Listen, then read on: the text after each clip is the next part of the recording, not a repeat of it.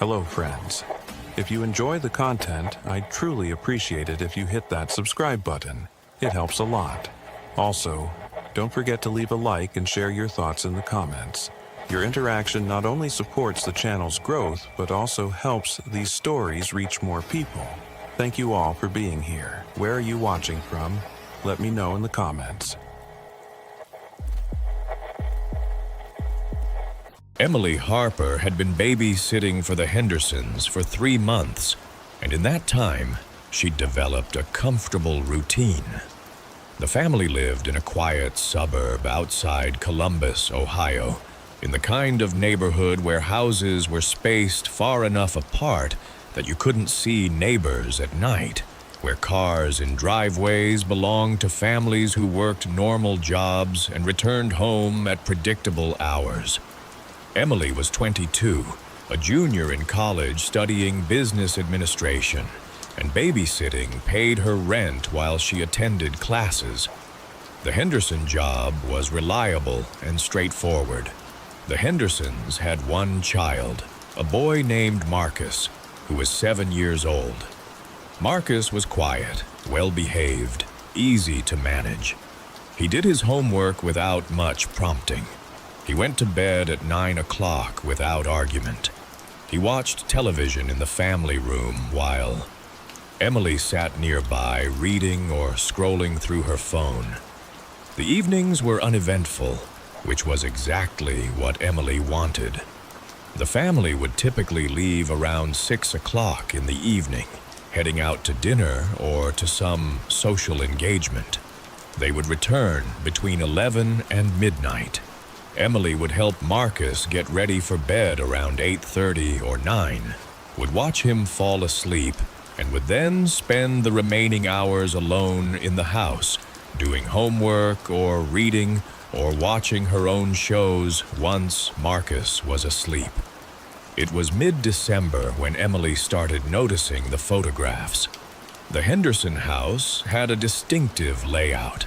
The main staircase curved from the first floor to the second, creating a focal point in the entryway. Along the staircase wall and through the hallway, photographs were displayed in frames, a visual chronology of the family's existence. Emily had walked past these photographs dozens of times without really looking at them. They were just part of the house's decor, background elements she registered without consciously examining. On a Wednesday evening in mid-December, while waiting for Marcus to fall asleep, Emily had sat on the stairs and actually looked at the photographs. There were photos of the parents, Michael and Susan Henderson, from various stages of their relationship. A wedding photo from what looked like 1992. Honeymoon photos from somewhere tropical. Photos from the early 2000s, showing them in front of a house that wasn't this house. Photos from various vacations and holidays throughout the years. Then there were photos of a child, a daughter, Emily realized, looking more carefully. A girl who appeared in photos starting around 1995 or so. The girl progressed through the photographs: infancy, toddlerhood, early childhood, school years. There were photos of this daughter at birthday parties, at school events, at family gatherings. There were professional family portraits showing Michael and Susan with their daughter.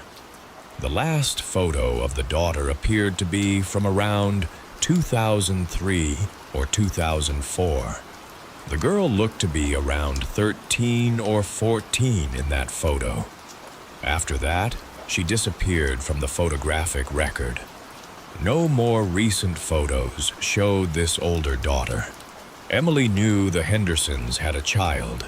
She was babysitting him right now. His name was Marcus.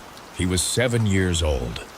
But looking at the photographs, Emily could see that the Hendersons also had a daughter who had been present through the 1990s and early 2000s, and then had apparently stopped appearing in family photos around the time Marcus would have been born. Emily hadn't known about an older daughter. The Hendersons had never mentioned one. Marcus had never mentioned a sister. There were no photos of both children together, no evidence that they'd ever existed in the family at the same time.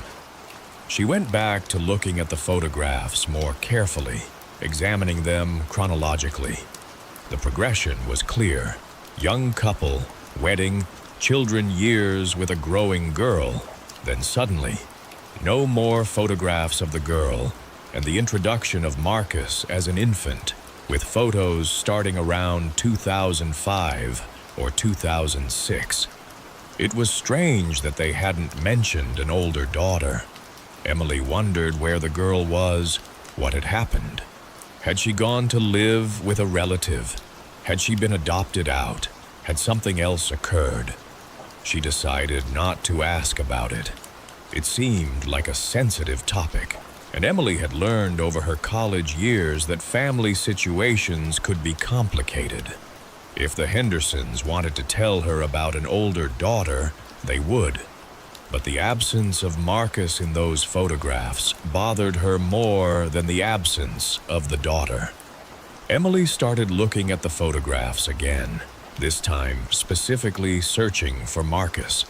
Looking at recent photos, looking at family portraits, looking at vacation photos and holiday photos and birthday celebrations.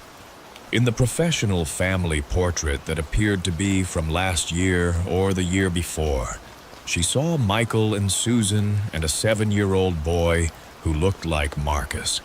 The photo showed them all together, smiling for the camera, a typical family portrait. But looking at other photos from the same time period, other 2024 or 2025 photos, Marcus wasn't there. There were photos of Michael and Susan at various locations, at events, at restaurants, but no Marcus, no young boy appearing in the photographic record of the family's recent life. Emily went into the kitchen and got a glass of water. She told herself she was being paranoid, reading too much into coincidence. Maybe they just hadn't taken many photos of Marcus. Some parents weren't as photographically inclined as others. Maybe they preferred privacy for their children. Maybe Marcus was camera shy and they respected that. But the contradiction was bothering her. There was that one family portrait showing all three of them together. And then there were dozens of other recent photos showing Michael and Susan without Marcus. Photos from the past year. Photos that should have included him if he was part of the family and part of their life. Emily went back to looking at the photographs, this time creating a more careful catalog in her mind. Recent photos. What was in them? Who was in them? The photo from last Christmas showed Michael and Susan opening presents in the living room. No Marcus. The photo from what looked like Thanksgiving showed Michael and Susan at a table with food. No child visible. The photo from Easter showed Michael and Susan in front of flowers. No child. But then there was that one professional family portrait clearly showing Michael, Susan, and Marcus together, smiling, posed, deliberate.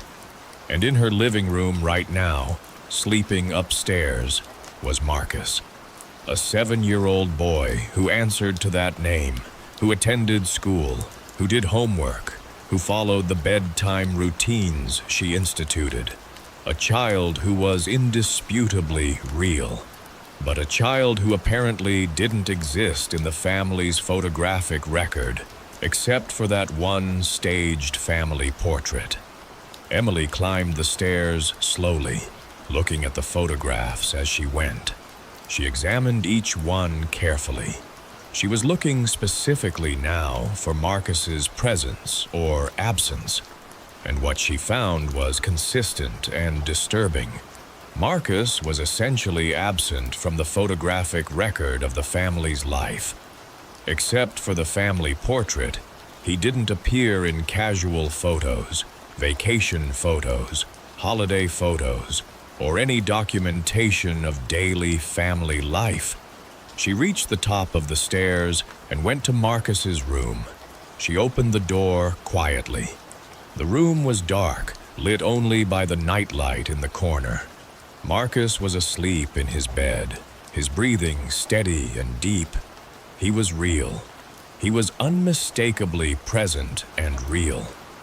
But the photographs downstairs didn't reflect his existence. Emily went back downstairs and sat on the couch in the living room, trying to think through what she was observing. There were several possible explanations. One, maybe Marcus was adopted recently, and the family hadn't had time to update their photographs. That would explain his absence from older photos.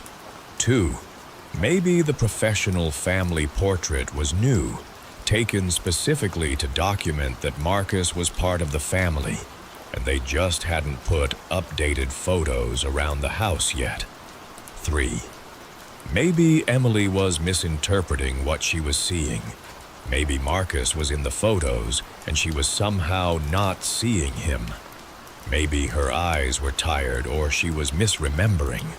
4. Something was wrong with the photographs, the child, or the family in a way Emily didn't understand. She decided to go back upstairs and look at the photographs again, this time taking her phone and photographing them so she could look more carefully at the images later.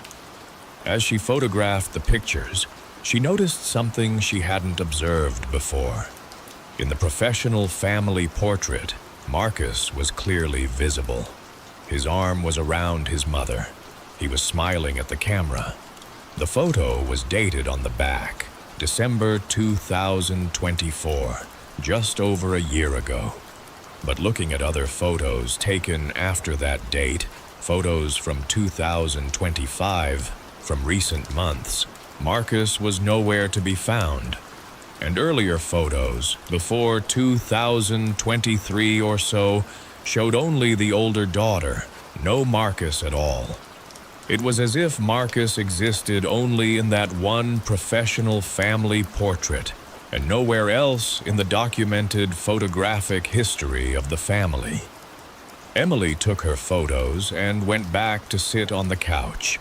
She opened her phone and looked at the pictures she'd taken. She studied the professional family portrait carefully, examining Marcus's face, his clothing, everything about his appearance. Then she looked at a photo from 2022, showing Michael and Susan at some event, and she tried to see if Marcus was somehow in the background, somewhere she'd missed him. He wasn't there. She looked at a photo from March 2025, showing Michael and Susan at what looked like a restaurant or social event. No Marcus visible. She looked at a photo from 2023, showing the family vacation at a beach. Michael and Susan were visible in beach chairs. No child was visible at all. Emily's hands were shaking slightly as she continued through the photographs. The pattern was unmistakable.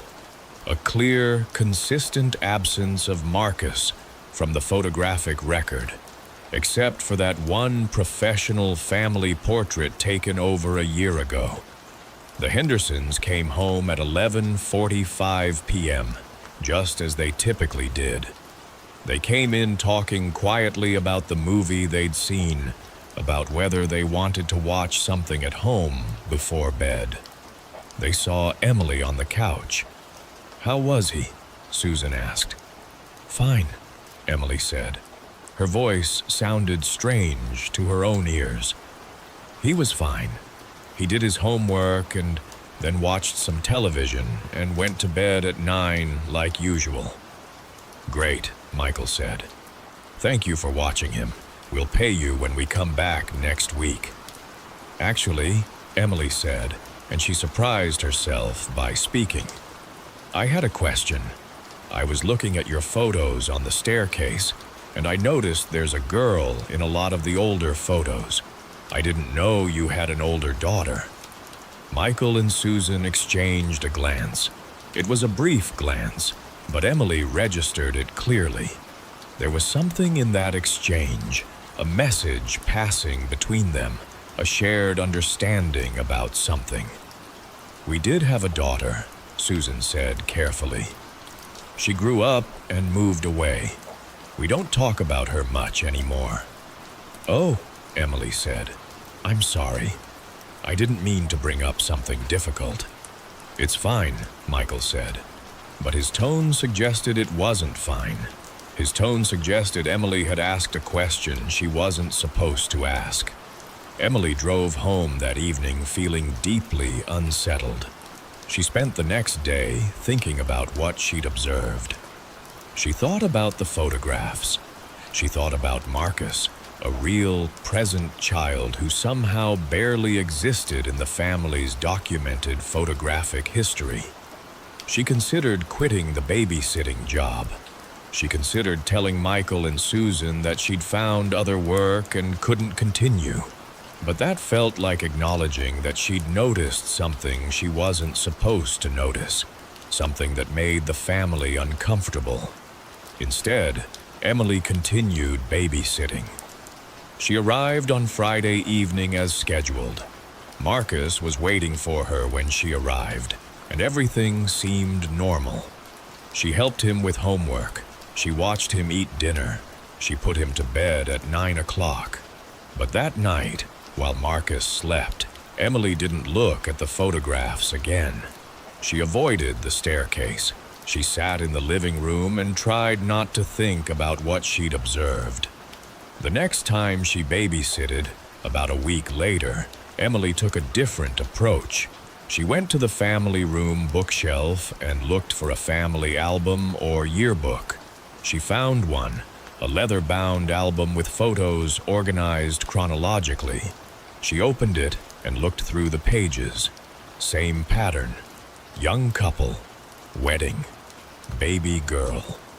Girl growing up through the years. Then the photographs stopped showing the girl. Then there was a gap. Then new photographs appeared showing Michael and Susan with a young boy. But the boy in the album photos was different from Marcus. Emily was certain of this.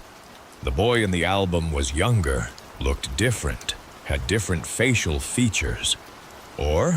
And Emily felt cold spread through her body.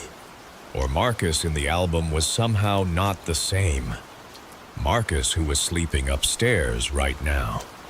Emily closed the album. She put it back. She didn't look at any photographs for the rest of the evening. Over the following weeks, Emily continued to babysit. She performed her job competently. She helped Marcus with homework. She made sure he got to bed on time. But she maintained a careful distance from the photographs. She avoided looking at them. She avoided thinking about what she'd observed. Marcus seemed like a normal 7-year-old. He was real. He was present. He was indisputably there. And yet the family's documented photographic history seemed to suggest that he didn't exist, or that he was someone else, or that something about his presence in the family was not being recorded. Emily never asked about it again. She never mentioned the photographs. She never discussed what she'd observed with the Hendersons or with anyone else. But she started having difficulty sleeping. She started experiencing moments of profound unease when she was in the house. She found herself watching Marcus more carefully, looking for some indication of what was wrong, what didn't fit, what was out of place. And she began to understand, in a way that made her profoundly uncomfortable, that sometimes there were things in the world that didn't make sense, that violated the basic logic of reality and presence and documentation, and that the appropriate response to noticing such things wasn't to investigate or question or demand explanation. The appropriate response was to accept them, to stop looking, to pretend you hadn't noticed, to let the wrongness exist quietly in the spaces between the documented and the real, between what the photographs showed and what was actually present. Emily continued babysitting through the end of December, through January, through February. She kept showing up. She kept taking care of Marcus. She kept pretending that everything was normal, even though she now understood that something fundamental about the family was not normal, was not documented, was not meant to be noticed by outsiders.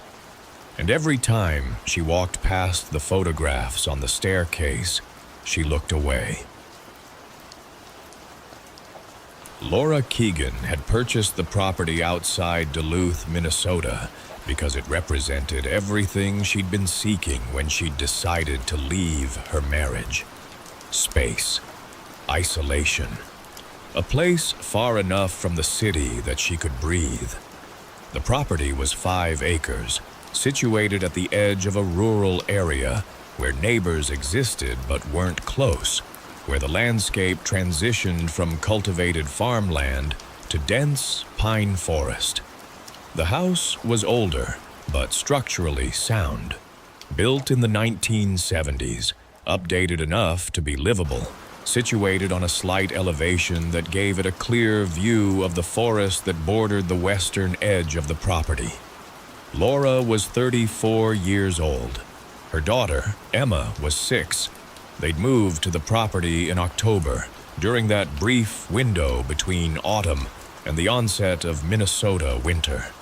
Laura had believed that the isolation would be healing, a chance to rebuild, to establish a stable environment for Emma after the dissolution of a marriage that had become increasingly difficult to maintain. The property felt like a refuge. The house felt like a place where they could begin again.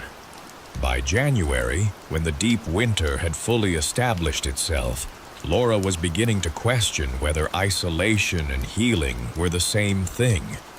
Minnesota winters were brutal in a way that Laura had intellectually understood, but hadn't fully viscerally experienced until she was living alone with a 6-year-old, managing the logistics of survival through months of sub-zero temperatures and frequent whiteout snowstorms.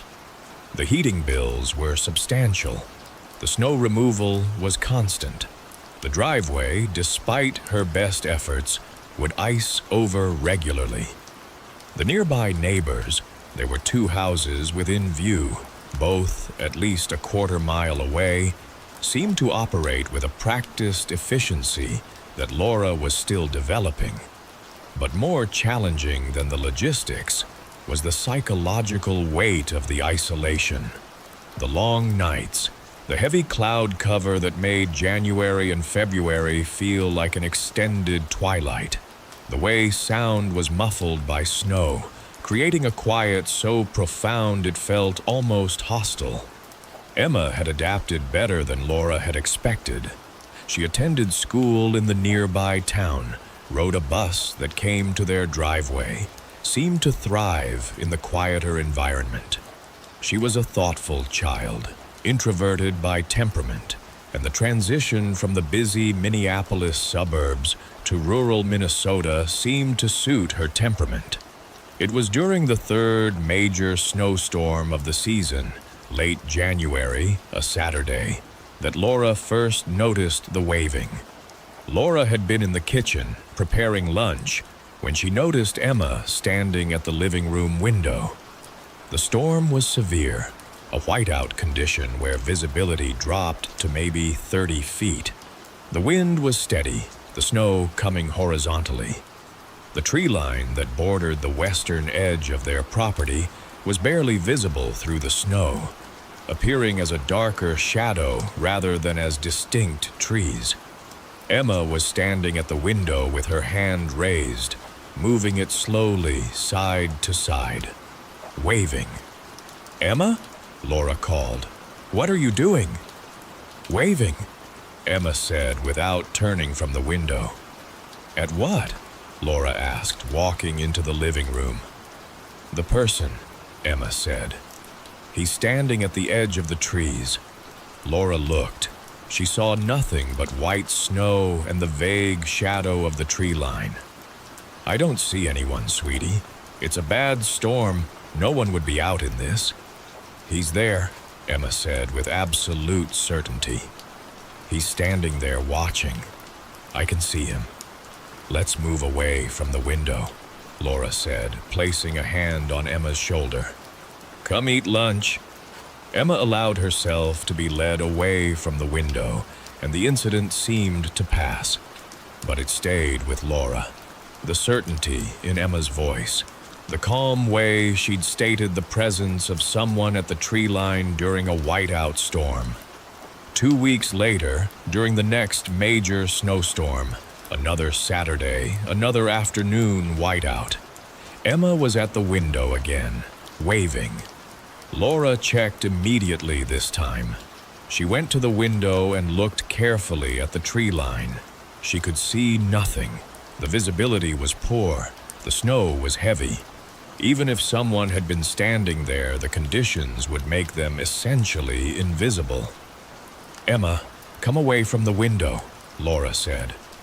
But he's waiting, Emma said. There's no one there, and we need to stay away from the window. It's cold. Emma drifted away from the window without protest, but Laura could see that she was watching the window from across the room, keeping her attention on the tree line even as she moved away. After Emma was asleep that night, Laura went to the window and looked out at the forest. The storm had mostly passed, though snow continued to fall lightly. The trees were outlined in white. The property beyond the window appeared completely empty, completely still. But there was something about the way Emma had spoken. He's there. He's standing there watching. That had created a residual unease in Laura. A sense that her daughter was perceiving something that Laura's adult eyes couldn't register. The next day, Laura put on her winter coat and heavy boots and walked to the tree line. The snow was deep, above her knees in places. The cold was brutal, even with protection. She approached the trees and examined the ground carefully, looking for any indication of footprints or disturbance. There was nothing. The snow was undisturbed. No footprints. No evidence of anyone standing in the location where Emma had been waving. Laura returned to the house, her unease deepening.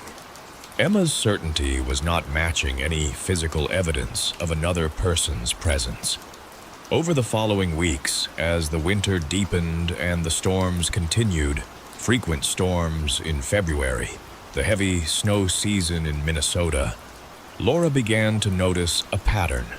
Every time there was a significant snowstorm, Emma would be drawn to the window. Every time she would calmly stand and wave toward the tree line. Every time she would insist that someone was standing there, watching. Laura tried different approaches.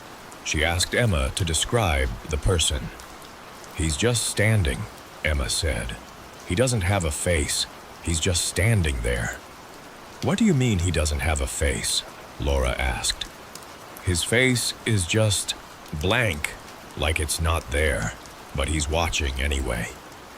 Laura tried to keep Emma away from the window during storms, but Emma would find ways to move toward it, would draw herself up to see through the glass, would wave with methodical persistence. Laura hired a contractor to install thermal imaging cameras on the outside of the house during the next lull in the weather. Her idea was simple. If someone was approaching the tree line during storms, the thermal camera would detect the heat signature. She'd have proof. She'd understand what was happening. The cameras were installed. Laura showed Emma the equipment. If someone comes to the tree line during the next storm, we'll be able to see them. Laura explained. During the next storm, a severe one that dropped 12 inches of snow in 8 hours, Emma waved at the window as she always did. Laura checked the thermal imaging feed on her phone. The tree line was empty. No heat signatures. No indication of any person standing in the snow. Laura felt something close to panic then. Her daughter was perceiving something with such certainty, with such calm confidence, that she could insist on the presence of a person. But Laura could find no physical evidence of that person's existence. She called Emma's teacher. She mentioned carefully that Emma sometimes seemed to imagine presences, to talk about seeing things that weren't there. The teacher said she'd noticed nothing concerning at school. Emma seemed like a normal, well-adjusted child. Laura called her ex-husband. She didn't mention the tree line or the waving. Instead, she asked if Emma had ever shown signs of imagining things, of perceiving presences that others couldn't. He said no. He'd never observed anything like that. Emma had always been firmly grounded in reality. Laura consulted a child psychologist over the phone. She described the behavior without revealing her own interpretation. The psychologist asked several questions. Was Emma otherwise functioning normally? Did she show signs of distress or fear? Was she withdrawing from normal activities? No to all of those questions. Emma was functioning completely normally. She went to school, did her homework, played, ate, slept. The only unusual behavior was the waving at the window during storms. Children sometimes have imaginative attachments, the psychologist said. They might invent companions or perceive things in ways that seem unusual to adults. It's usually not concerning unless it causes distress or interferes with functioning. But Emma wasn't distressed. Emma was calm. Emma seemed, in fact, to be fulfilling an obligation. The waving had the quality of a regular routine, something she was expected to do, something she approached without fear. By mid-February, Laura had stopped trying to find evidence of the person at the tree line. The thermal cameras had revealed nothing. Her searches of the property had revealed nothing. Emma's continued insistence on the presence of someone was not being supported by any physical reality that Laura could measure or verify. Instead, Laura began to simply observe. When the storms came, she would watch Emma move to the window. She would watch her daughter's hand rise and fall in that steady, waving motion. She would watch the tree line, though she saw nothing, and she would try to understand what her daughter was perceiving in that blank space where no adult eyes could see anything. One afternoon in late February, during a particularly heavy storm, Laura asked Emma a question she'd been avoiding. "Does he wave back?" Laura asked. Emma considered this seriously. "Not with his hands," she said. "He just acknowledges. I know when he's there because I can feel it, and I know he sees me waving." "Does he seem friendly?" Laura asked carefully. "He seems like he's supposed to be there," Emma said. "Like it's his place, like this is his forest and he comes to check on things during the storms." Laura felt something shift inside her, a kind of resignation, an acceptance that she might never fully understand what Emma was perceiving. She might never find evidence that satisfied her need for physical proof. But Emma's experience was real to Emma. The presence at the tree line, whatever it was, held meaning for her daughter. Laura stopped questioning Emma about the figure. She stopped trying to find evidence. Instead, she began to simply allow the behavior. When storms came, She would watch her daughter move to the window and wave. She would not interfere. She would not question. She would simply accept that her daughter was perceiving something in the forest that Laura, with her adult eyes and rational mind, was unable to see. By March, as the winter began to release its grip on Minnesota, the storms came less frequently. The snow began to melt. The temperatures, while still cold, no longer dropped to sub-zero levels. The figure at the tree line disappeared as the winter receded. Emma no longer moved toward the window during lighter snow. The waving stopped. "He's gone now," Emma said one day in mid-March, when the snow had mostly melted and the forest was beginning to show dark ground beneath the white. "Where did he go?" Laura asked. "Back into the forest. It's warmer. He doesn't need to check as much during the warm seasons." Laura accepted this explanation. She asked no further questions. She had learned over the course of the winter that some things existed in the space between what could be physically verified and what could be directly perceived. Her daughter had perceived something. That perception had been consistent, calm, and completely devoid of fear or distress. Perhaps that was enough. Perhaps understanding the what of the figure was less important than accepting that Emma's experience of it was real in some measurable way. The winter receded. Spring came. The property became green. The forest filled with sound and life and activity. Emma returned to playing in the yard, to riding her bike on the property, to the normal activities of childhood. But as the summer seasons passed and autumn returned to Minnesota, Laura found herself watching the calendar.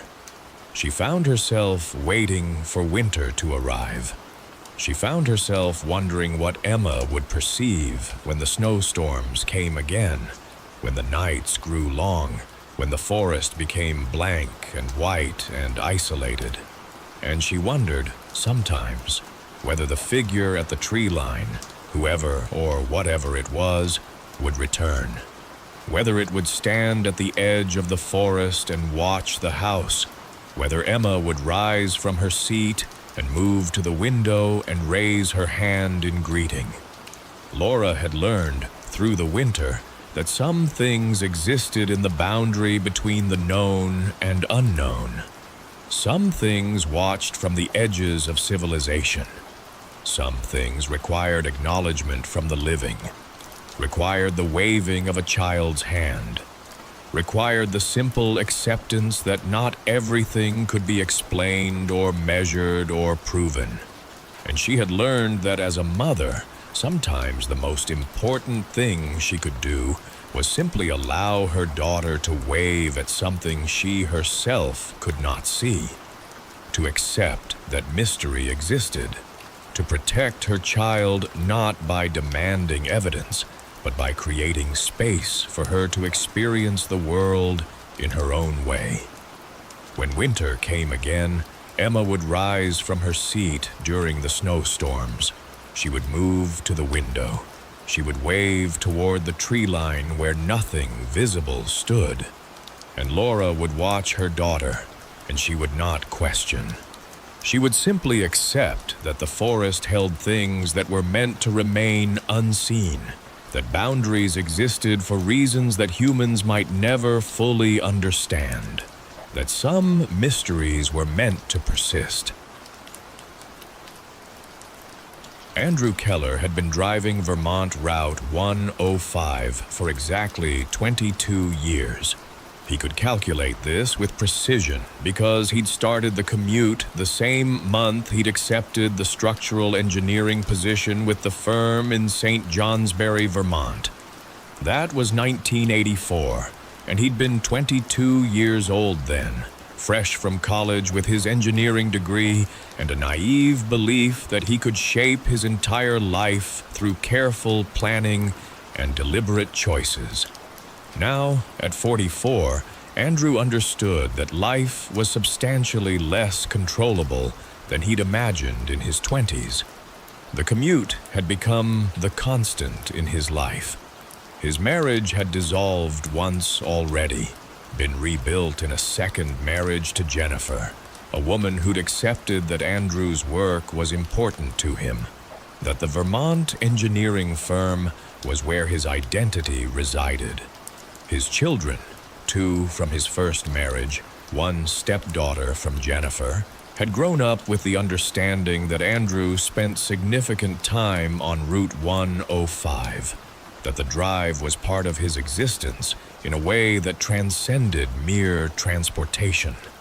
Andrew lived in a rural area approximately 90 minutes north of St. Johnsbury, in a house he'd purchased and renovated himself. The renovation was ongoing. He'd been working on the kitchen for 3 years, had rebuilt the front porch the previous summer, had plans to address the roof the following spring.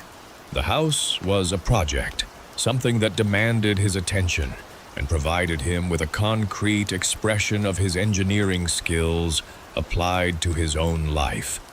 Route 105 was the connection between his professional identity and his personal existence. The drive typically took 90 minutes under normal conditions, though winter driving could extend that to 2 hours or occasionally longer. Andrew had driven the route in every conceivable weather condition. He'd navigated it during summer heat, autumn color, spring mud season, and winter storms of varying severity.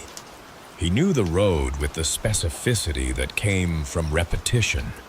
He could describe the location of every curve, every elevation change, every area where the road widened to allow passing or narrowed in ways that required caution.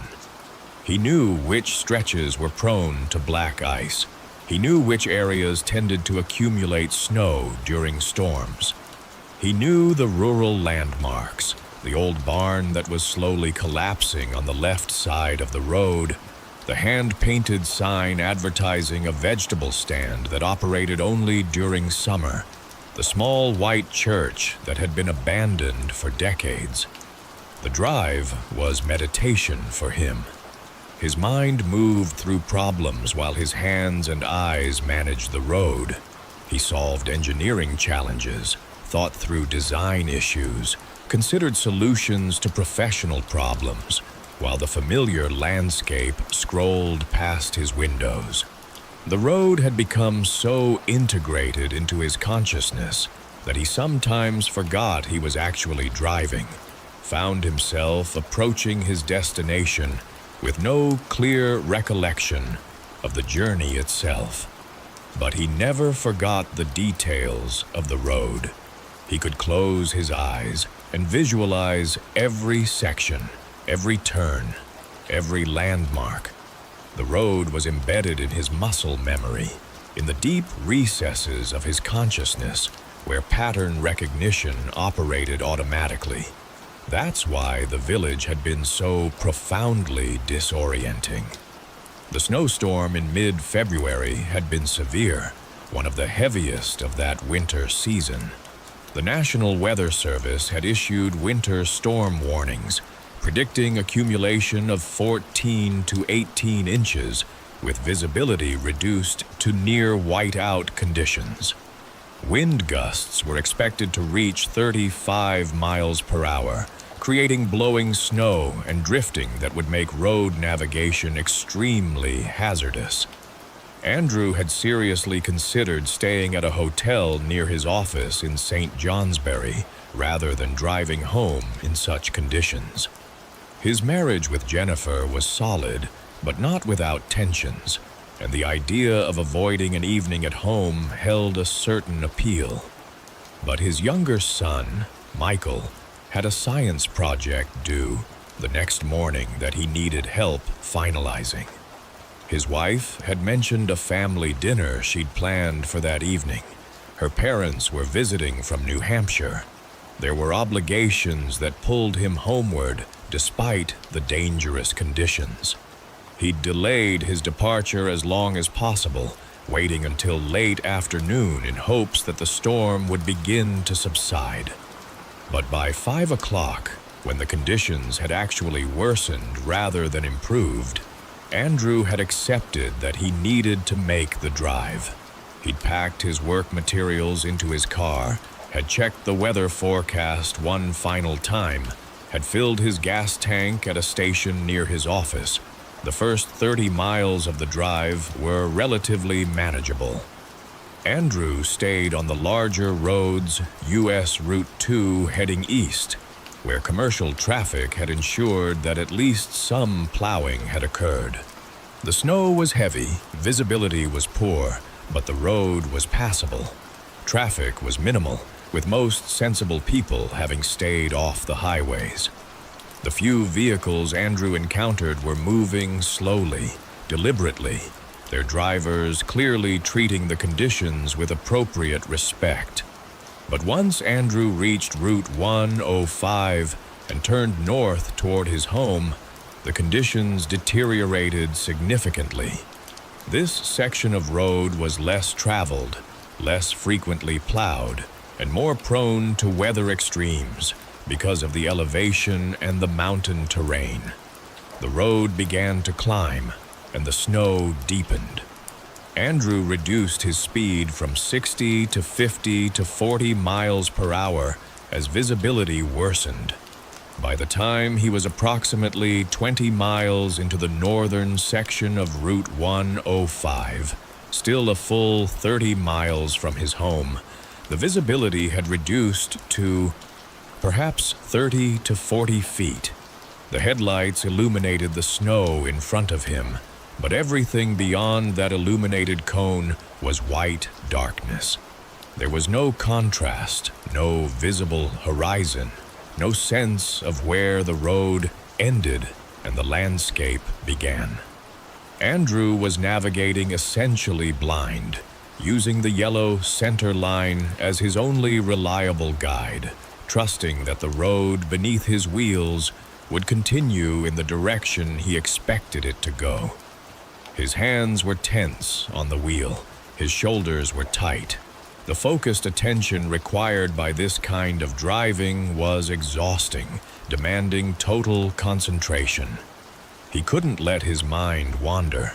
He couldn't let his consciousness drift into the meditation that normally characterized his commute. Every moment required active engagement with the road, with the visibility, with the positioning of his vehicle. He was so focused on the driving that when the village appeared, it took him several seconds to fully process what his eyes were reporting. First, there was a glow, an illumination that appeared in the darkness ahead, a brightness that seemed impossible in the context of the white night surrounding him. Andrew's initial thought was that he was approaching a rest area or a small town that he'd somehow forgotten existed on this section of road.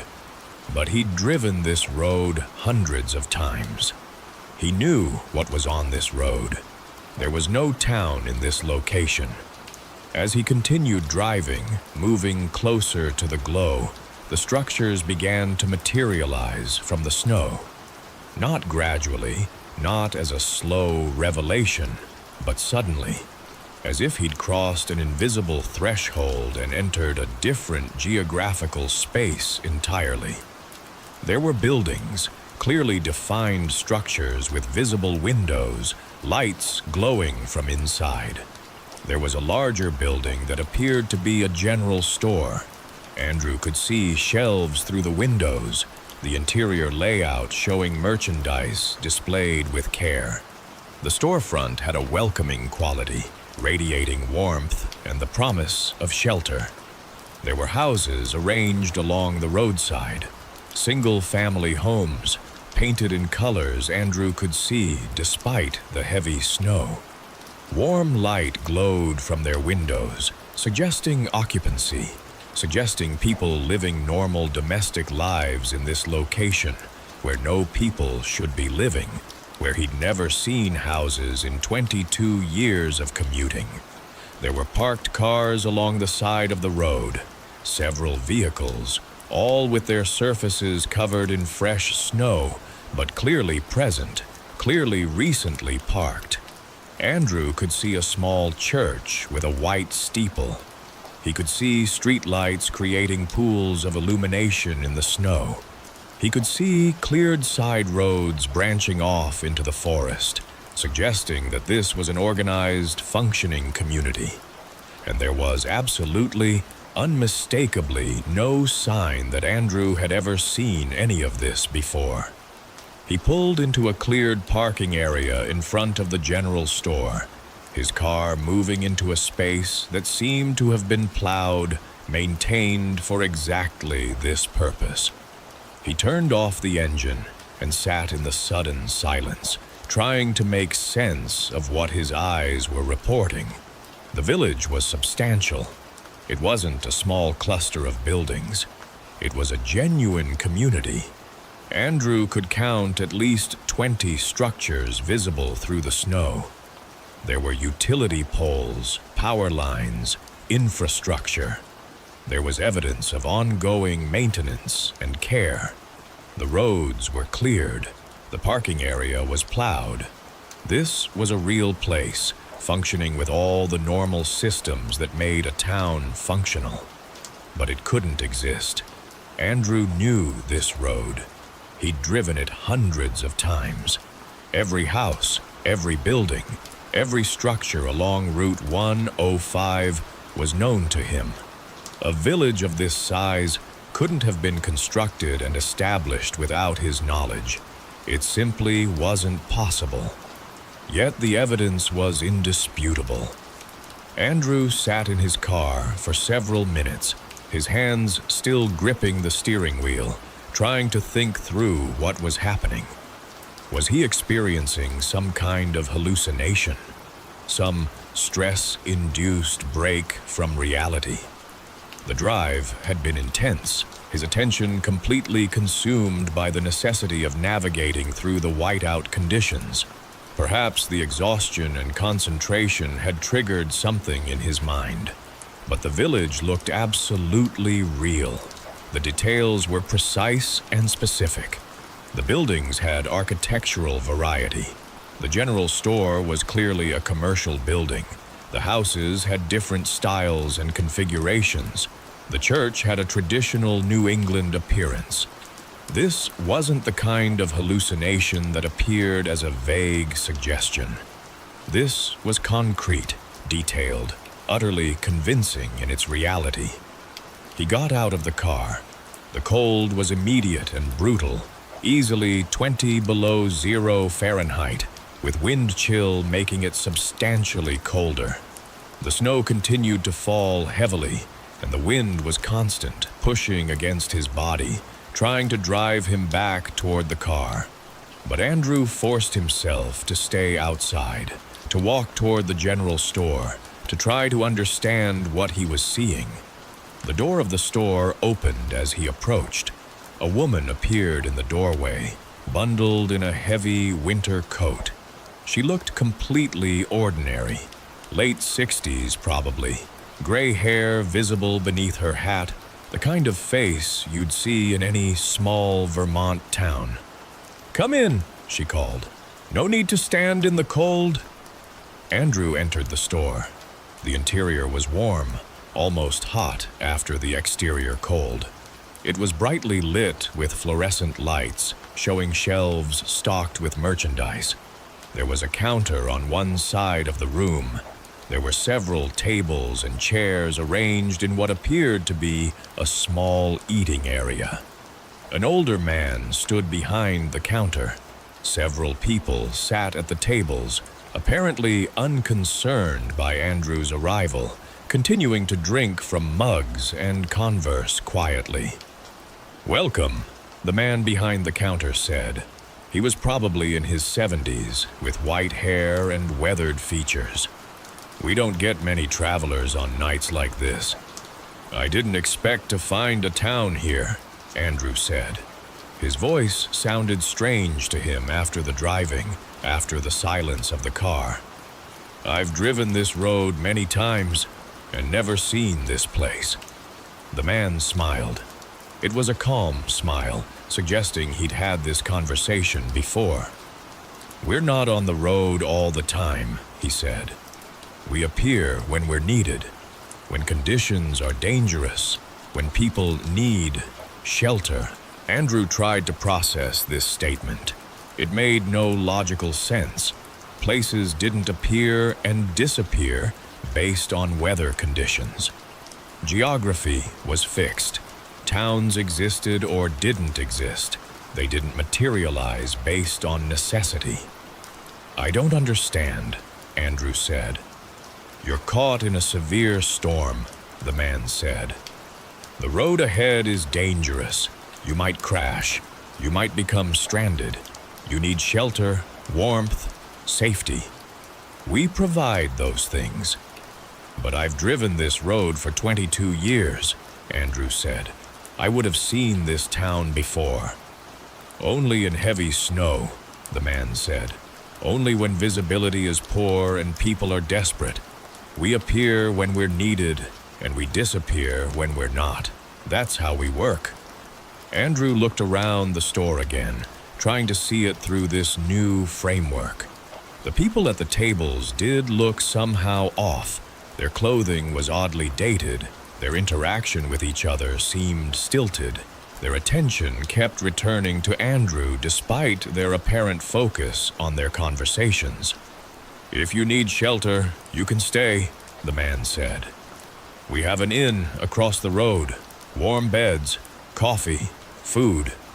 You can continue your drive in the morning when the storm passes." Andrew's instinct was to refuse. Every rational part of him wanted to get back in the car and continue driving, to reach home, to deny the obvious impossibility of what was happening.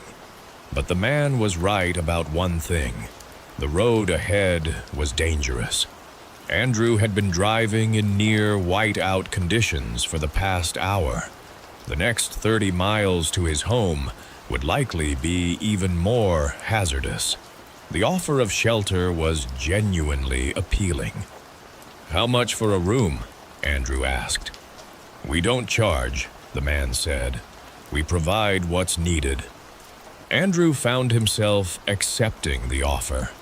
He followed the man across the road to a small inn, a 2-story building with windows glowing with warm light.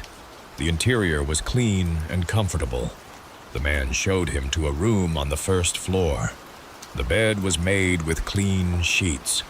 The bathroom was functional. There was a window looking out on the snow-covered landscape. Andrew lay in the bed and tried to sleep. His mind was circling, trying to make sense of what he'd experienced. The man's explanation, that the village appeared when needed and disappeared when not, seemed like the kind of thing you'd encounter in a fantasy novel, not in real life.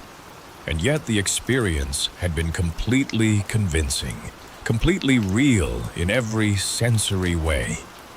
He slept fitfully, his dreams troubled by images of impossible geography and roads that transformed based on conditions he didn't understand. When Andrew woke the next morning, the first thing he noticed was the silence. The wind had stopped. The snow had stopped. The quality of light in the room suggested clear skies and bright daylight.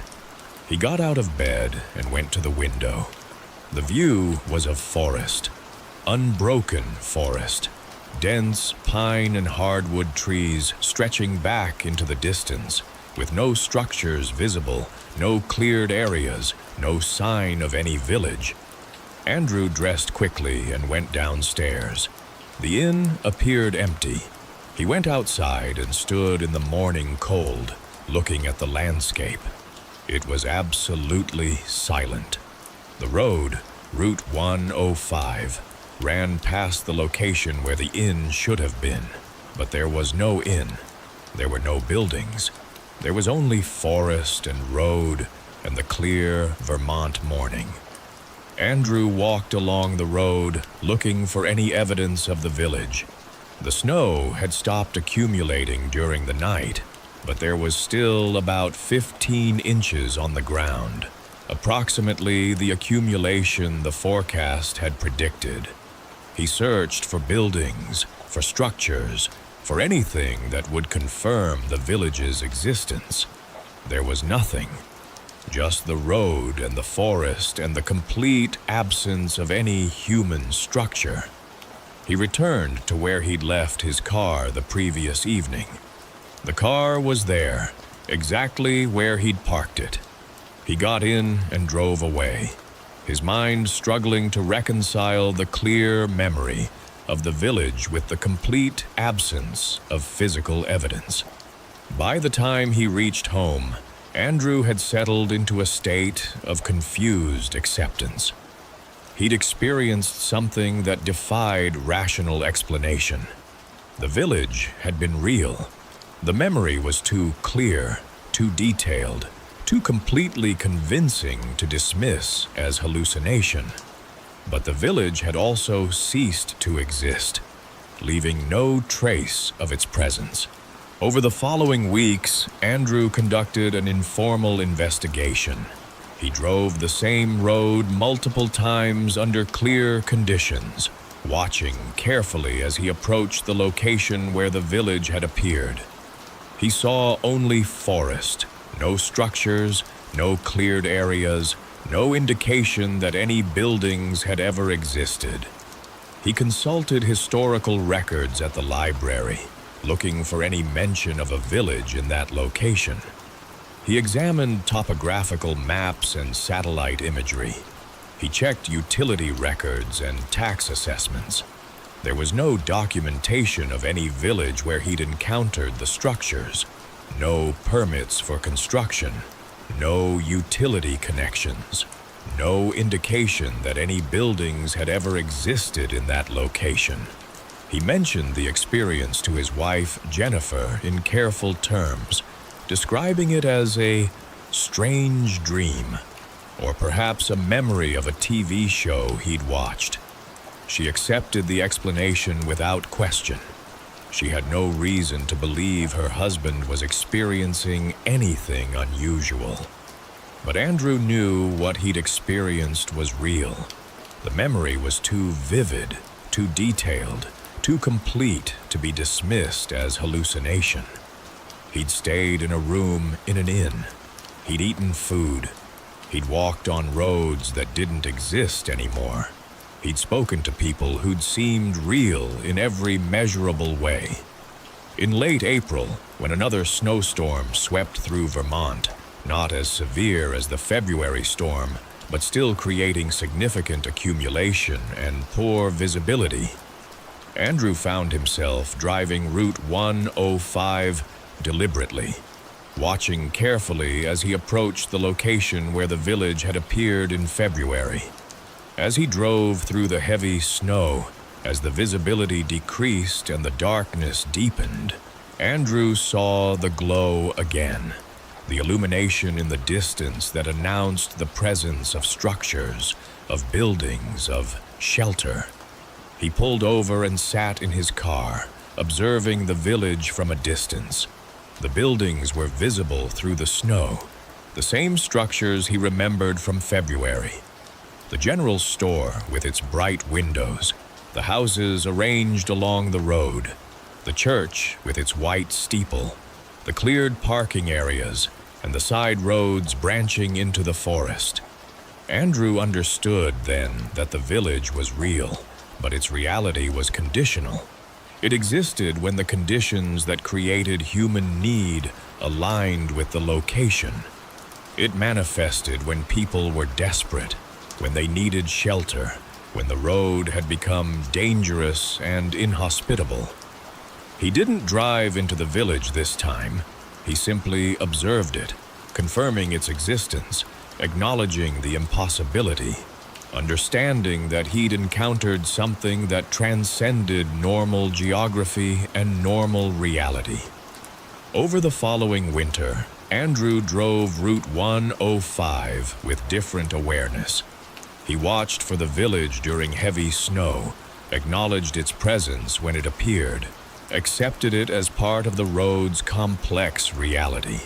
The route that he'd driven for 22 years had revealed itself to contain dimensions that couldn't be mapped or documented or explained through conventional understanding. The village appeared during heavy snowfall and disappeared when conditions improved. It provided shelter to stranded travelers. It existed in the liminal space between desperation and safety, appearing only when both conditions were met, vanishing when the emergency had passed. Andrew had spent 22 years traveling a road that was more mysterious than he'd realized. He continued to drive it, continued to navigate its familiar curves and elevation changes, but with the understanding that the road contained spaces that existed only when they were needed, shelter that materialized in response to human vulnerability. The village only appeared during heavy snowfall, but Andrew had learned that some places weren't meant to persist across all conditions. Some shelter existed only for those desperate enough to find it, only for those willing to accept impossibility, only during those times when the boundary between the physical and the necessary grew dangerously thin. And every winter after that, when the heavy snow came to Vermont and the visibility decreased and the road became dangerous, Andrew looked for the impossible village, that structure existing between reality and need, appearing when required and vanishing when the crisis had passed, leaving only memory and questions in the minds of those it had sheltered. Mark Bélanger had been driving through northern Ontario for 6 hours when he realized the landscape had stopped changing. The highway had remained the same for the past 100 kilometers, a 2-lane provincial road cutting through dense evergreen forest, occasional clearings where small communities existed, long stretches of isolation between any sign of habitation. He was 38 years old, a translator working between French and English, and he'd been driving north from Toronto to a consulting job in Thunder Bay. The drive was supposed to take 10 hours total. He was roughly 6 hours in, which meant he was slightly ahead of schedule. It was late autumn. The sun had set about 40 minutes ago, and the sky had transitioned from the deep blue of twilight to full darkness. The temperature was dropping visibly. His dashboard showed it falling through 4 degrees Celsius and continuing downward.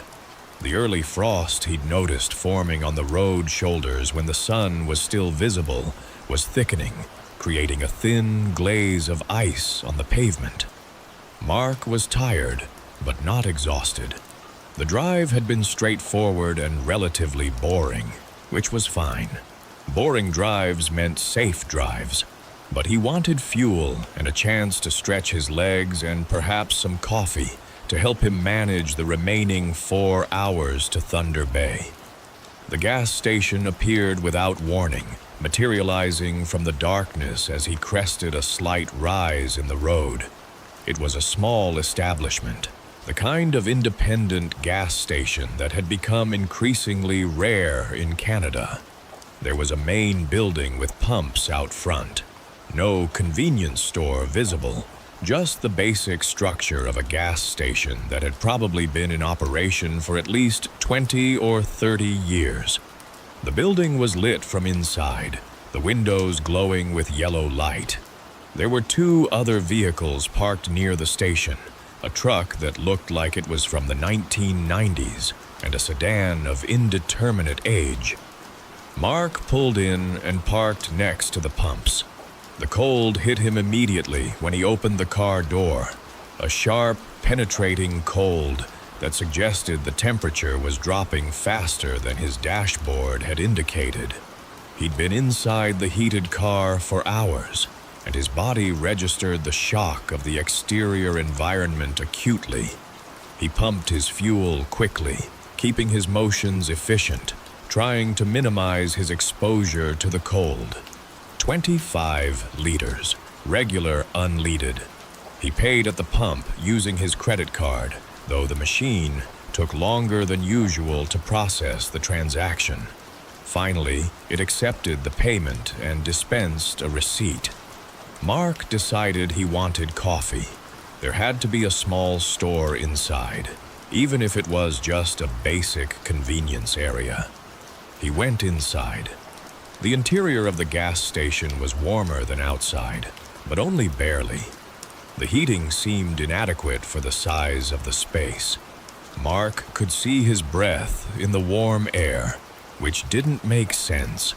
There was a small counter area in the back of the room. Behind the counter stood a man, probably in his 60s, with gray hair and a weathered face. There were shelves behind him with various items, snacks, drinks, automotive supplies. A coffee station was visible to the left with 2 large urns of coffee. Mark was not alone in the station. There were 4 other people inside. A woman in her 50s standing near the snack section. A younger man, maybe mid-20s, near the drink cooler. An older man, probably in his 70s, sitting in a chair by the window. An elderly woman near the coffee station. All of them were looking at Mark. They weren't trying to hide it. They weren't pretending to do other things while observing him peripherally. They were simply looking at him, openly and directly, their eyes tracking his movements as he walked toward the coffee station. Mark said, "Hello?" in English, his voice coming out slightly uncertain. None of them responded. They continued to stare. He moved to the coffee station, aware of every eye in the room following him. He picked up a styrofoam cup and held it under the first coffee urn, filling the cup about 3/4 full. The coffee was hot and black. He added cream from a small container on the station and stirred it with a wooden stick. Behind the counter, the man was watching Mark with particular intensity. The woman near the snacks was also focused entirely on Mark. The younger man had paused in whatever he'd been doing and was simply observing. Even the elderly couple, who appeared to be together, were looking at Mark rather than at each other. The silence in the station was absolute.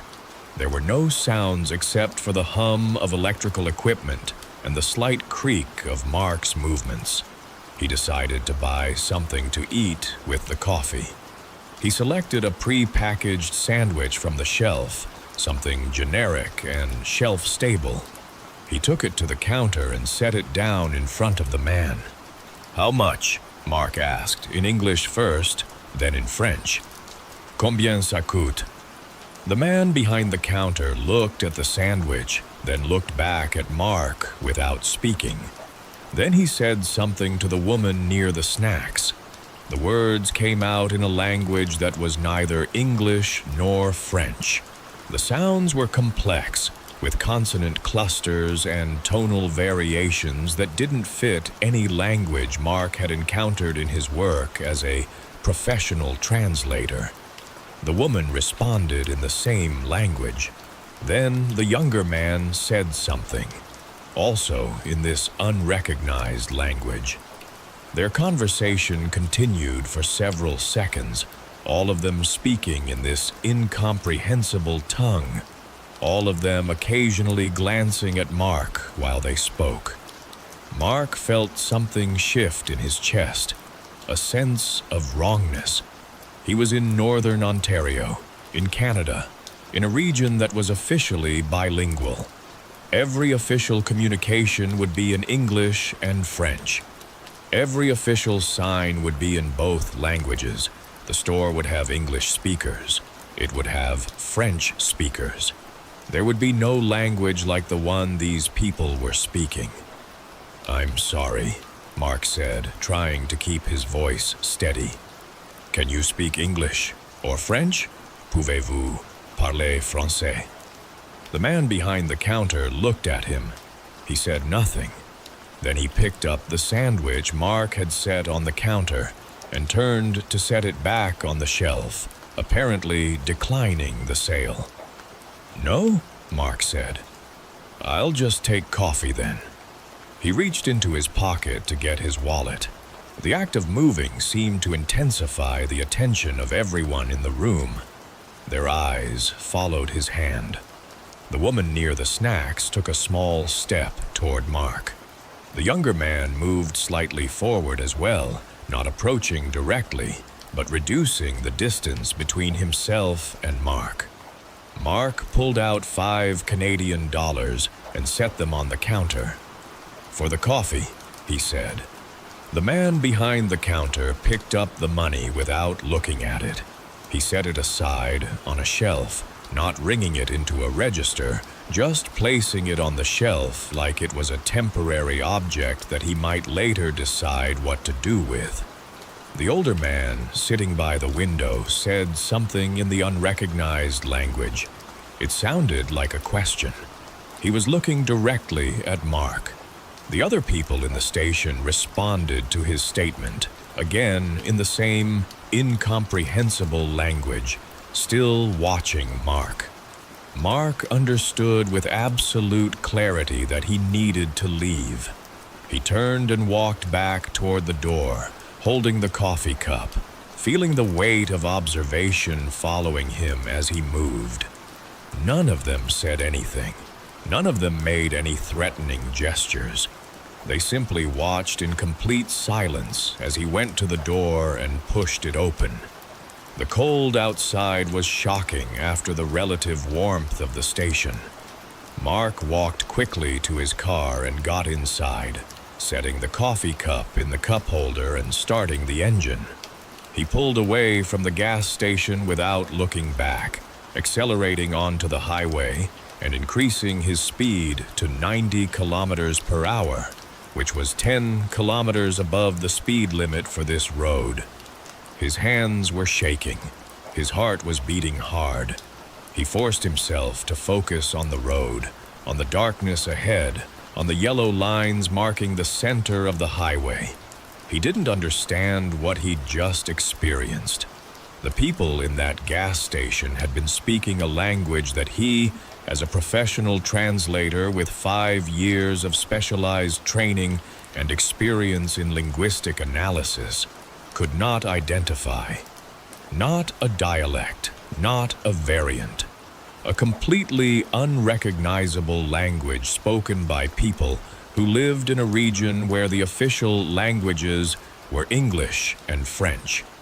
Mark drove for 20 minutes before his hands stopped shaking. He drove for 40 minutes before his heart rate returned to something approaching normal.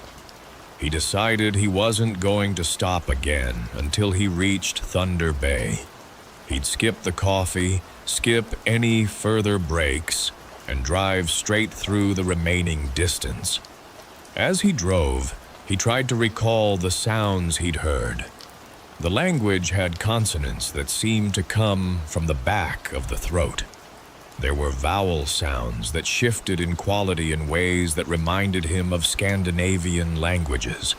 There were tonal elements that suggested possible influences from Asian language families. But the overall structure, the way the words combined and flowed, it was completely foreign to him. He wanted to call someone. He wanted to reach out and tell someone what he'd experienced. But his cell reception was weak here, and more importantly, how would he explain it?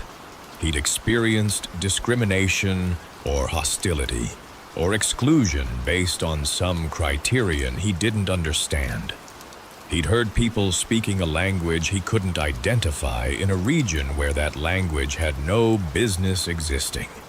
By the time he reached Thunder Bay 4 hours later, Mark had begun to rationalize the experience.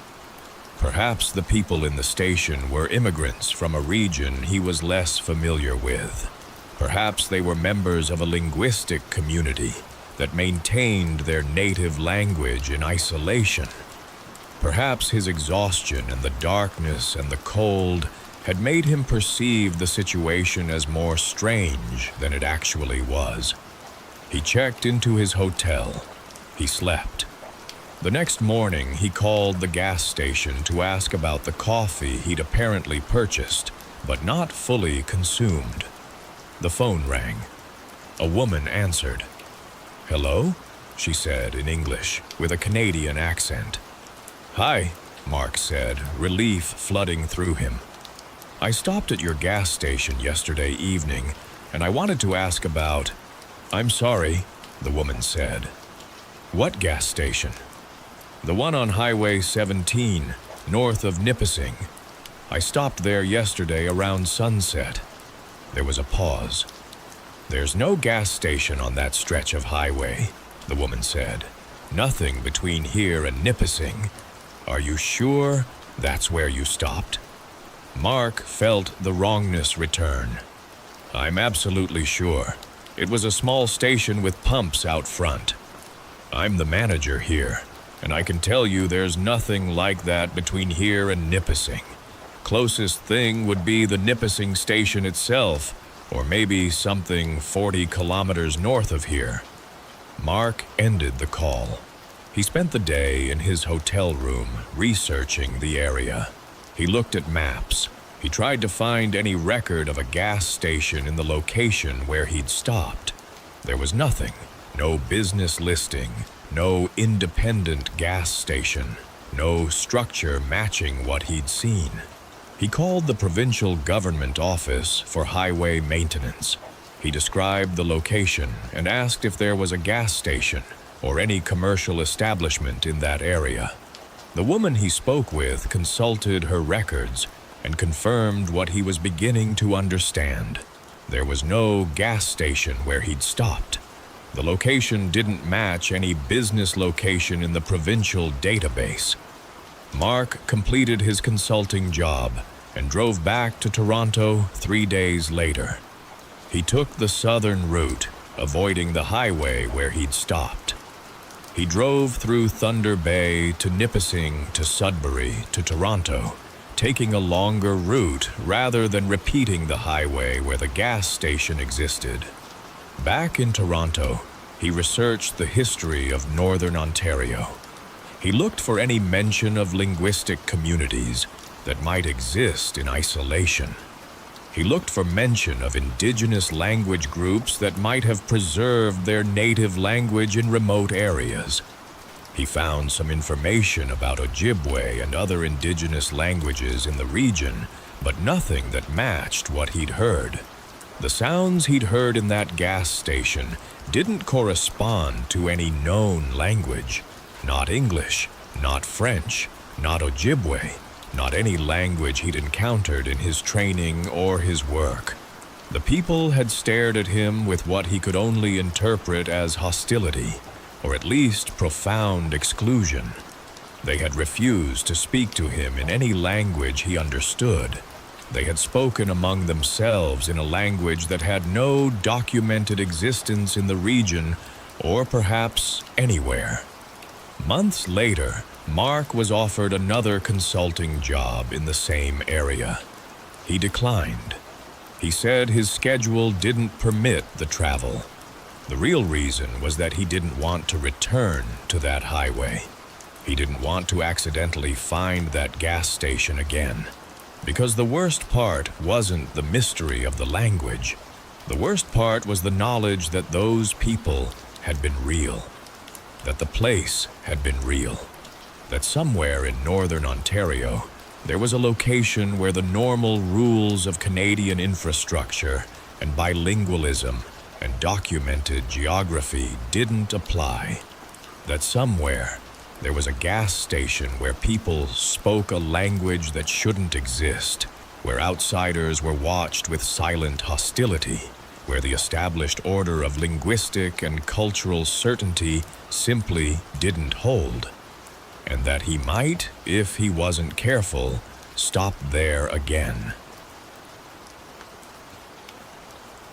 Daniel Whitaker had purchased the house in Millbrook, Pennsylvania, because it was affordable and because his wife, Jennifer, had family in the region. Millbrook was a rural village of about 1,200 people, built on rolling terrain in the western part of the state. The houses were older, most of them constructed between the 1940s and 1960s, sturdy structures built in an era when houses were meant to last. The property Daniel had bought was a 2-story detached house with a garage, sitting on about 3/4 of an acre, surrounded by similar houses spaced far enough apart that you could maintain some sense of privacy. It was January when they'd closed on the property, and they'd moved in during the first week of February. Daniel was 41 years old.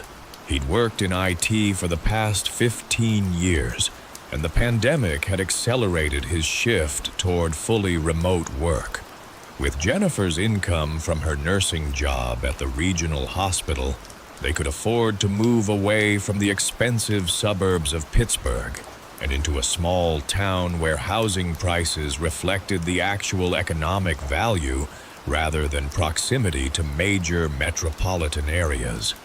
Millbrook seemed like a place where they could raise their teenage daughter in relative peace, where she could attend a smaller high school, where Daniel could maintain his career while improving his quality of life. The house came with a basement. All the houses in Millbrook seemed to have basements. Daniel had noticed that from his initial property inspections. The basements were substantial structures, built during an era when basements served practical purposes: storage, laundry facilities, mechanical systems. The real estate listing had mentioned the basement, described it as spacious and offering additional storage and utility space. Daniel had viewed it during his inspection and had found it to be a typical older basement: concrete floor, support posts, some moisture seeping along the foundation during the wet season, accessible via wooden stairs from the kitchen. It was during their first full month in the house, in mid-February, that Daniel noticed something odd about the basement. He'd been looking for storage space for seasonal items, Christmas decorations, outdoor furniture, things that took up room in the house during parts of the year when they weren't needed. He'd gone down to the basement intending to organize the space, to create dedicated areas for different categories of items. What he found was that the basement, despite its spaciousness, was completely empty. Except for the mechanical systems, the furnace, the water heater, the electrical panel, there was nothing. No shelves, no storage boxes, no evidence that anyone had ever used the space for anything. That seemed unusual. Most people accumulated things. Most people used their basements for storage, for laundry, for workshop space. The empty basement suggested either that the previous owners had moved everything out before selling, or that no one had ever used the space. Daniel mentioned it to Jennifer. "Have you noticed how empty the basement is? There's not even a shelf or anything." "I guess I haven't paid attention," Jennifer said. "Why? Does it bother you?" "No, it's just odd. I would have expected to find at least some stuff left behind. Hooks, shelves, maybe some boxes someone didn't bother to move." "Maybe the previous owners were very organized," Jennifer suggested. "Or maybe they just cleared it completely when they left." Daniel let it go. He began setting up the basement for storage, bringing down some boxes, arranging seasonal items. It took him a couple of hours, but by the end of the afternoon, he'd created a functional storage area. That night, he mentioned to his neighbor, a man named Robert who lived 2 doors down, that he'd started using the basement. Robert had been friendly enough when Daniel and Jennifer had first arrived, offering to introduce them to neighbors, mentioning the local library and schools. But when Daniel mentioned the basement, Robert's demeanor shifted noticeably. "Using the basement?" Robert said. His voice had changed tone. "For what?" "Storage," Daniel said. "Just seasonal stuff, Christmas decorations, that kind of thing." Robert was quiet for a moment. "People don't usually use their basements here." "Why not?" Daniel asked. "They just don't," Robert said. "It's not something we do." The conversation had ended there, with Robert making an excuse about needing to get back inside. But the exchange had struck Daniel as strange. People don't usually use their basements. That wasn't a practical statement about basements being too damp or too cold or unsuitable for storage. It was a statement about a collective decision, a village-wide convention about something that was apparently not discussed, but universally followed. Over the following weeks, as Daniel became more integrated into the community, he paid attention to his neighbors. He noticed that no one ever mentioned their basements, not in casual conversation, not when discussing home maintenance or renovations, not when talking about storage or space. When he attended a neighborhood gathering in March, a casual get-together that Robert and his wife had organized, Daniel listened to the conversations. People talked about their yards, their gardens, the water damage they were experiencing from the thawing snow and ice. They talked about roof repairs and gutter cleaning. No one mentioned basements. No one discussed basement projects or improvements. More notably, Daniel observed that in none of the houses he visited did he see evidence of basement usage. A neighbor's laundry room was in a closet on the second floor. Another neighbor's water heater appeared to be in an external shed. The mechanical systems that typically occupied basements seemed to be either located elsewhere or deliberately hidden from view. Daniel began to think about the architecture of the village more carefully. Every house was built with a basement. He'd confirmed this by looking at the properties when they'd been for sale, by examining the foundations of houses throughout Millbrook. Every single house clearly had a basement.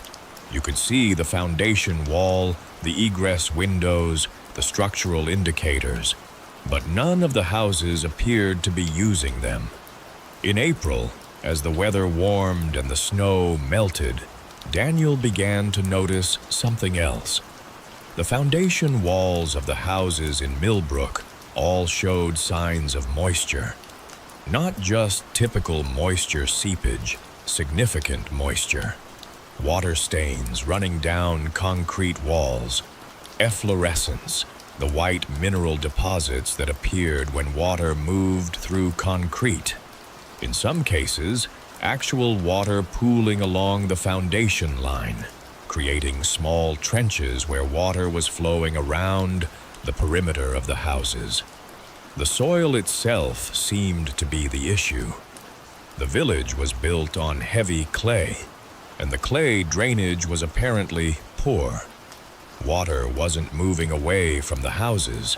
Instead, it was accumulating, pooling, pressing against the foundation walls with constant pressure. Daniel understood, theoretically, that basements in areas with high water tables and poor drainage were problematic. They could flood. They could develop mold. They could become uninhabitable. But the solution to that problem wasn't to simply not use your basement. The solution was to install a sump pump, to improve drainage, to waterproof the foundation, to manage the water problem. Unless, Daniel thought, unless using the basement somehow made the water problem worse. Unless opening up basement doors and windows, accessing the basement regularly, disturbing whatever was happening down there, caused something to accelerate. He decided to investigate more carefully. He spent an afternoon examining the foundation of his own house, looking at the patterns of moisture, trying to understand what was happening. The foundation showed significant seepage. The concrete walls had mineral deposits indicating years of water movement. The floor of the basement, which was concrete, showed a faint staining pattern, a ring around the perimeter where water had repeatedly reached, then receded. More concerning, Daniel noticed that the staining pattern corresponded to the footprint of the house. Water was moving in a predictable circle around the basement perimeter, as if something was happening beneath the floor, as if water was being forced up through the ground beneath the foundation itself. Daniel went to the library and looked at historical records for Millbrook. The village had been established in the 1930s. The early houses, mostly older than the ones currently standing, had been built on much higher ground. But as the village expanded through the 1940s and 1950s, developers had built on lower elevations, on land that had never been developed before. The land that Millbrook was built on was problematic. It was clay-rich, had poor drainage, had a naturally high water table. In spring and during heavy rains, water would rise. It would press against foundation walls. It would seek the lowest point, and the lowest point for every house in Millbrook was directly beneath the basement floor. If you disturbed that area, if you opened basement windows, if you accessed the space, if you ventilated it or changed the air pressure inside, it would affect how the water moved. It would create pathways.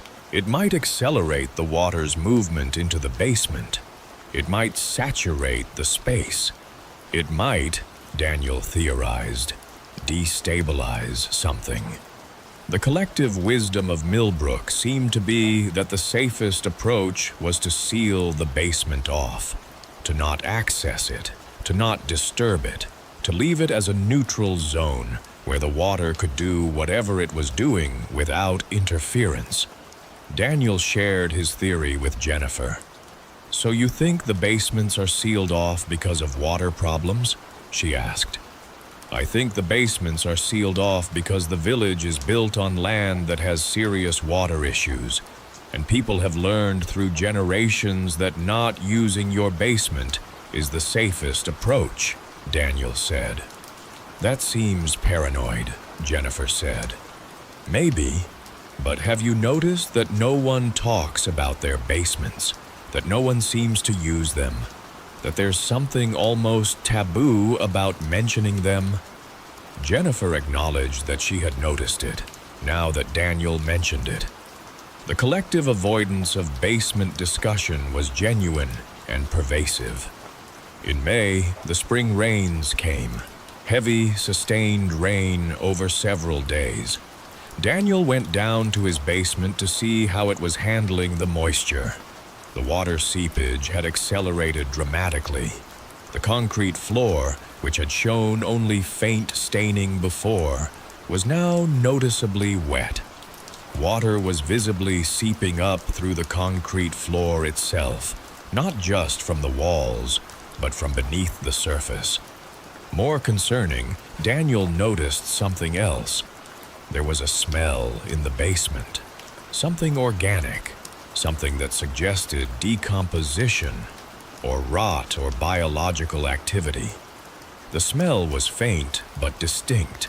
It came from beneath the concrete floor. Daniel understood then why no one used their basements. The water that was seeping up through the floor wasn't just groundwater. It was carrying something with it, something beneath the foundation, something that should remain undisturbed. He sealed the basement access door. He didn't use it again. He didn't mention it to neighbors or to anyone else. When people asked how he was settling in, he said everything was fine. He didn't mention the basement. By summer, The water seepage had decreased as the water table dropped. The smell faded. The basement returned to its previous state of damp, undisturbed emptiness. Daniel had learned the village's unspoken rule. You didn't use your basement.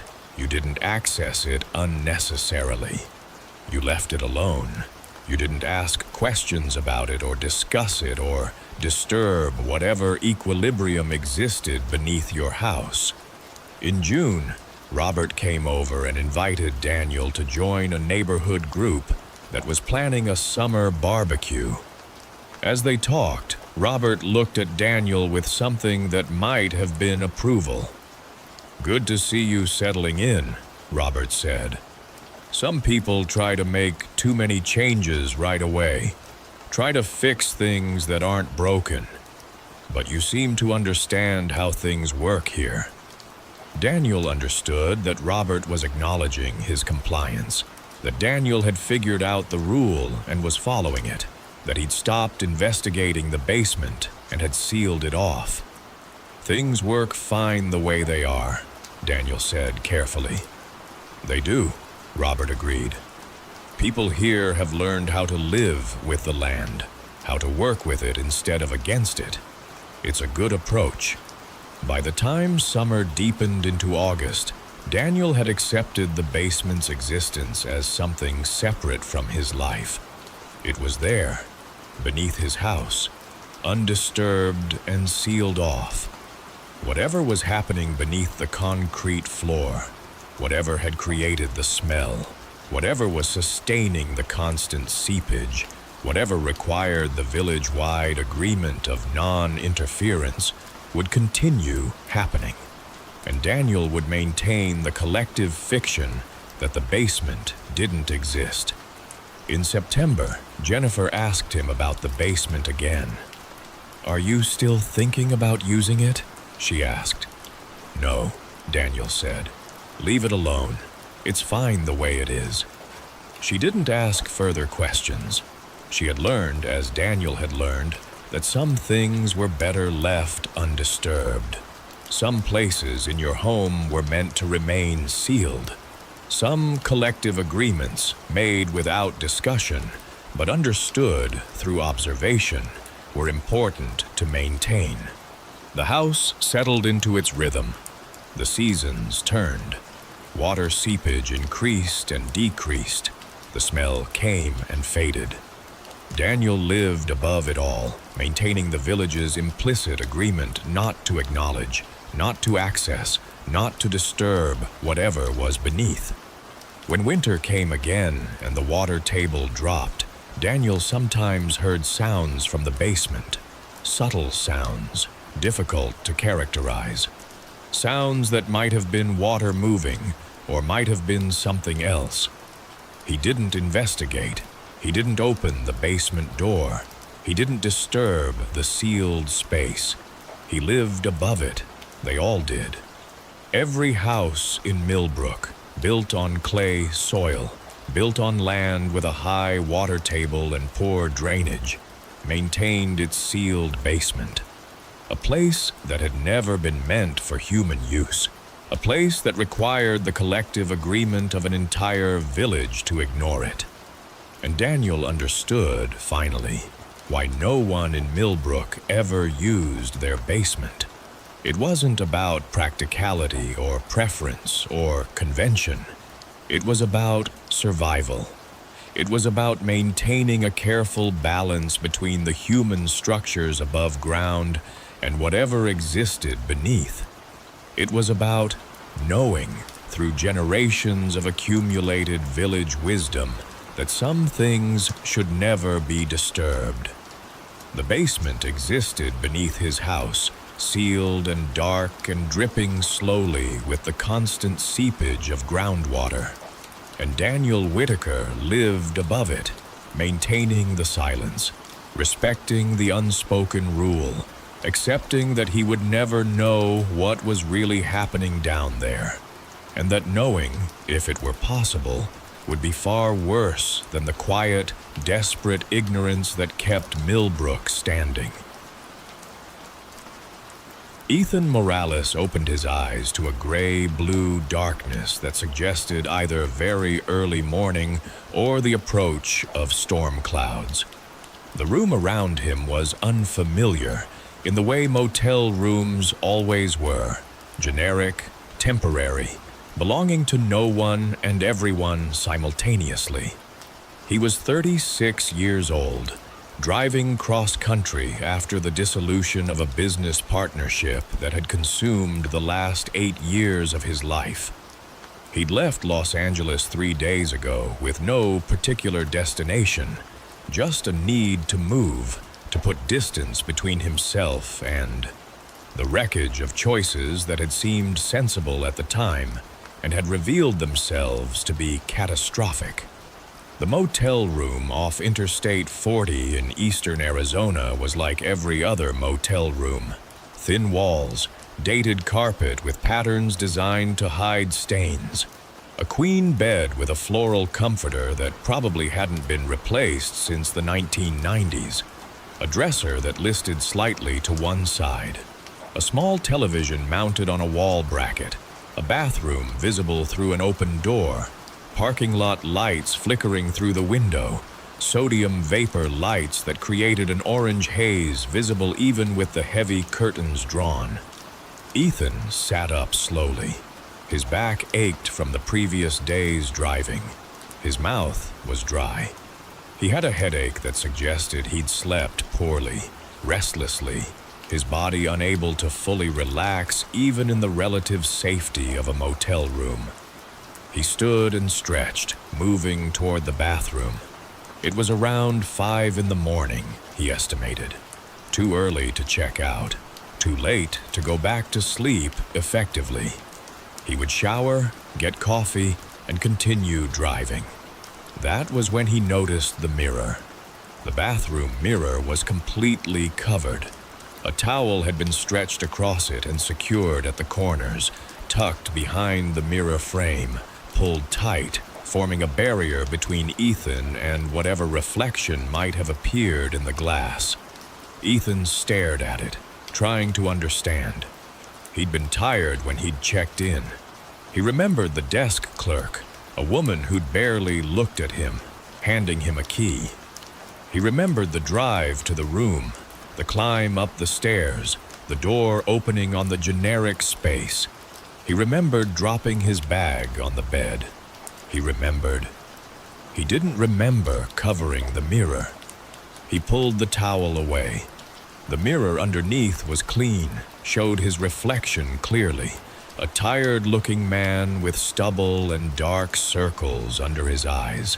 Someone who hadn't slept well in several days. Someone whose face bore the marks of stress and exhaustion. Ethan turned away. His heart was beating faster than it should be.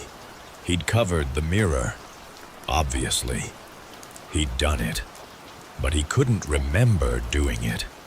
And that forgetting bothered him in a way that was difficult to articulate. He went to the dresser. There was a mirror there as well, and it too was covered. A bed sheet had been draped over the top of the dresser and secured with the fabric tucked behind the mirror frame. The television screen, when dark, would reflect like a mirror. That surface was covered as well. A blanket had been hung over the television and secured with the cord, draping down across the screen completely. The microwave door on the small counter in the corner of the room, Ethan went to it and found it covered too. A pillowcase had been fitted over the microwave's exterior, obscuring the reflective glass door. Every reflective surface in the room had been systematically covered, completely, thoroughly. With what appeared to be meticulous care, the coverings were tight, well secured, positioned so that there was no way to accidentally see a reflection. Ethan's hands were shaking. He went to the window and looked out at the parking lot. A few other cars sat under the flickering sodium lights. The sky was beginning to lighten slightly in the east, though the day hadn't truly dawned yet. Snow flurries mixed with desert wind, creating small cyclones of white against the orange-tinted parking lot light. He'd done this. He must have done this, but he couldn't remember doing it. And the systematic nature of it, the careful covering of every reflective surface, the precise securing of the coverings, suggested something more deliberate than the random actions of an exhausted man. Ethan pulled out his phone and opened his notes app. He sometimes recorded brief thoughts or observations. He scrolled through the recent entries. The last note was from yesterday, made around 8 in the evening. Motel off I-40, Arizona. Room 237, need to sleep. Nothing after that. No note explaining why he'd covered every mirror in the room. He went to the sink and looked at his face in the medicine cabinet mirror. It, too, was covered. He hadn't noticed it until now, but a hand towel had been fitted over the medicine cabinet door, secured with elastic. Every single reflective surface, without exception, completely obscured. Ethan sat on the edge of the bed and tried to reconstruct the events of the previous evening. He'd checked in around 5 o'clock. He'd driven to the room. He'd brought in his bag. He'd sat on the bed. He'd been tired. His mind had been circling through the details of the partnership dissolution, the arguments with his former partner about finances and liability, and the best way to dismantle a business they'd built together. He'd gotten into bed, still clothed. He'd lain there, unable to sleep, unable to stop thinking. He remembered that part clearly. He remembered the anxiety, the way his mind wouldn't quiet. And then, nothing. Just the gap where falling asleep must have occurred. He didn't remember waking up in the middle of the night. He didn't remember getting out of bed and systematically covering every mirror in the room.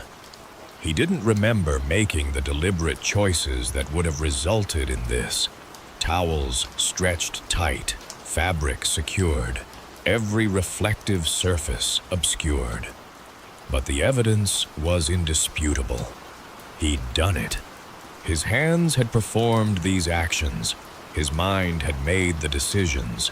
His body had carried them out, and he had no memory of it.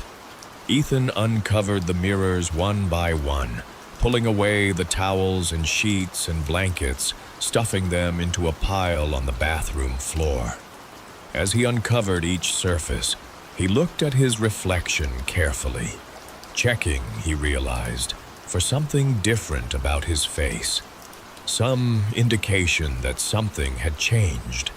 Some evidence of whatever had driven him to obscure every reflective surface in this motel room.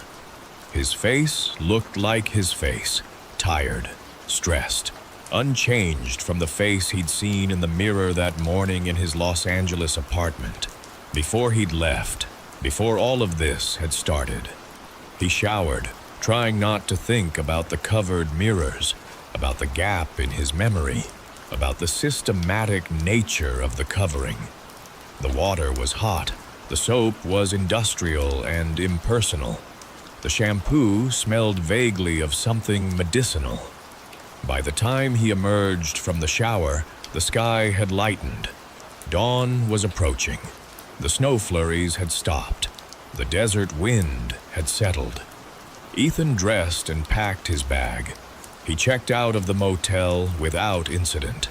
The desk clerk, a different one from the previous evening, didn't comment on the covered mirrors. He received no questions about why reflective surfaces had been obscured, no acknowledgement that anything unusual had occurred. He drove east, leaving Arizona behind, entering New Mexico. The interstate stretched ahead through desert landscape, mile after mile of relatively empty terrain. He kept the radio on, kept his hands on the wheel, kept his attention on the road. But his mind was elsewhere. His mind was in that motel room, replaying the discovery, trying to understand. Was he experiencing some kind of dissociation? Some disconnection between conscious action and conscious memory? He'd heard about things like that, fugue states, blackouts, moments where people performed deliberate actions without retaining any recollection of performing them. But he hadn't been drinking. He'd had no alcohol in the motel room. He'd eaten a sandwich from a convenience store and drank water before bed. He'd done nothing that should have resulted in memory loss. Yet the mirrors had been covered. The evidence was undeniable. By evening, Ethan was in New Mexico, in a different motel, in a different room. Before lying down to sleep, he went to the bathroom mirror and looked at his face one more time. It was the same face, the same eyes, the same features he'd seen his entire life. He didn't cover the mirrors in that motel room. He left them uncovered. He lay in bed and dared himself to remember what he'd forgotten, to somehow access the missing hours between arriving at the previous motel and waking up to discover every reflective surface obscured. He couldn't. The memory was gone. A blank space, a gap that his conscious mind couldn't bridge. The next day, he drove past a lake. He pulled over and got out of the car and looked at his reflection in the water. It wavered slightly, distorted by the small waves and ripples, but it was still clearly his face, still showing him as he appeared to others, tired, stressed, but otherwise unchanged. He continued driving east. He passed through several more states. He stayed in different motels, and in each one, he left the mirrors uncovered, daring himself to experience whatever had compelled him to cover them in that first motel room.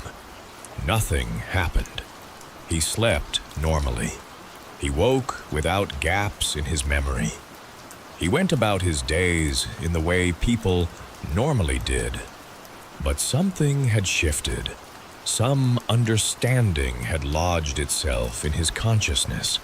He'd done something. His body had performed an action. His mind had made a decision. And then that knowledge had been erased from his memory, leaving him aware that he was capable of acting in ways that his conscious self didn't understand or remember. By the time Ethan reached the East Coast weeks later, he'd learned to live with the uncertainty. He'd learned to accept that there might be parts of himself that operated outside of his conscious awareness, that performed deliberate, careful, systematic actions, and then withdrew, leaving no memory, no explanation. He'd covered every mirror in that motel room for a reason.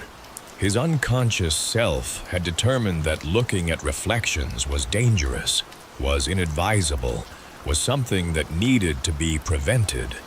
And his conscious self, the Ethan who woke up and remembered the decision but not the execution, was left to wonder what his unconscious had perceived that warranted such deliberate precaution. He started avoiding mirrors, not covering them.